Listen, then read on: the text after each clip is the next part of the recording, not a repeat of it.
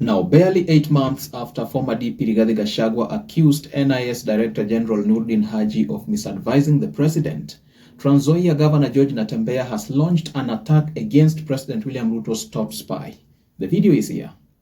Na mimi naambia ndugu yangu Haji, Director General wa NIS, baba yako alikuwa PC kama mimi Nakuru hapa Rift Valley was a PC.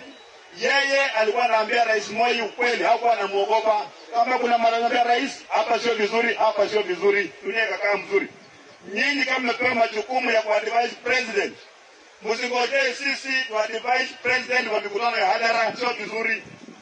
Advise president kwa boardroom kwamba rais, hapa ni makosa, hapa ni makosa. Natembeya apparently believes that it is the spy chief who is not giving proper national security counsel and guidance to the president, especially with regards to border relations. It could also be that it is the president ignoring intelligence briefs being provided by Noordin Haji, but I don't know. But where did the rain start beating the president from? I, William Samoei Ruto, President and Commander-in-Chief of the Kenya Defence Forces, having considered the said petitions in light of the Constitution of Kenya, our national values and principles of governance, by authority vested in me by the Constitution of Kenya, do hereby proclaim and order. Number one, that the extra requirements for vetting and ethnic profiling to which persons living within border counties are subjected to during registration and issuance of national identity documents shall be and is hereby discontinued.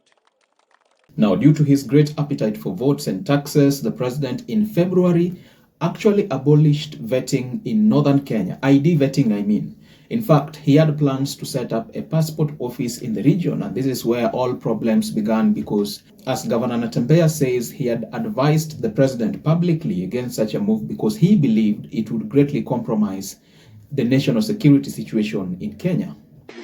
Ile mimi nilikuwa naambia rais ni kwamba usifunge mpaka wale wa Somali kutoka kule nje ya Somalia wakuja wapate vitambulisho Kenya. Hapo kuna makosa? Wa Somali wetu wapate vitambulisho, si ndio? Wale wa nje wasipate nini? Leo hii Wateso wa Uganda ni wengi kuliko Wateso wa Kenya. Waborana wa Ethiopia ni wengi kuliko Waborana wa Kenya. Leo hii na mimi nataka mtu ani-challenge leo with facts. Tukifungua mipaka ya Ethiopia, wale Waborana wa Ethiopia wote warejestre na vitambulisho yetu, wachukue kura yetu. Hakuna Mrendile atapata kiti. Hakuna Mabina wa Kabura, wa Buruji, wa nini ambao watapata kiti yote.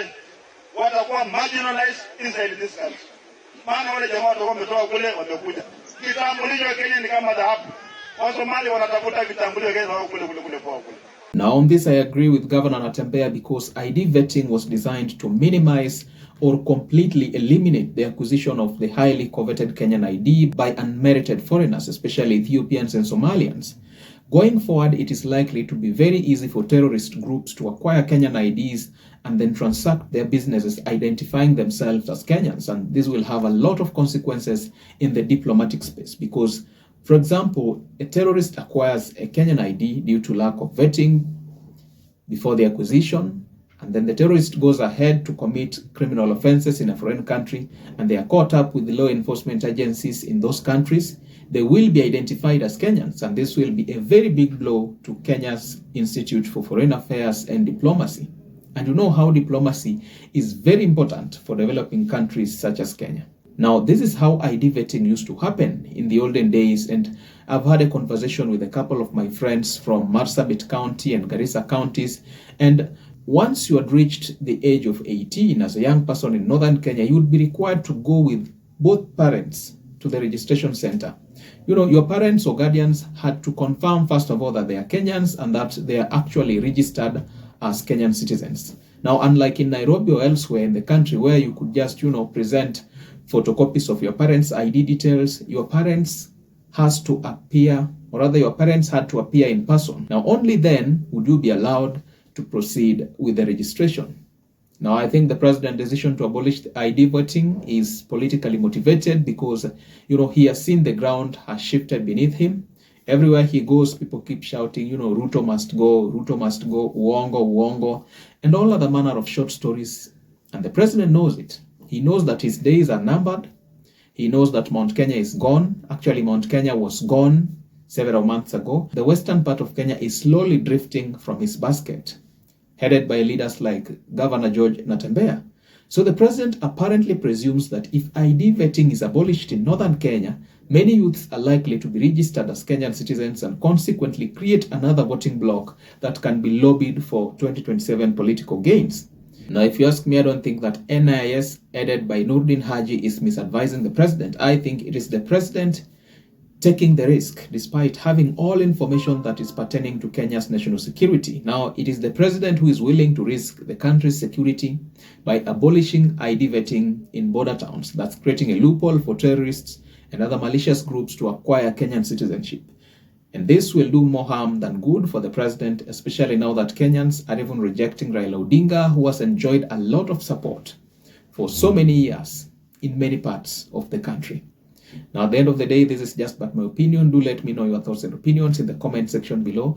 And if you're watching for the first time, don't forget to like, subscribe, and hit the notification bell for more informative content such as this. I am committed to informing, educating, and entertaining in a manner that mainstream media cannot. If you like my content, please don't hesitate to reach out to me through the social media links available at the description of my channel. All right, let's meet up in the video that's coming right after this.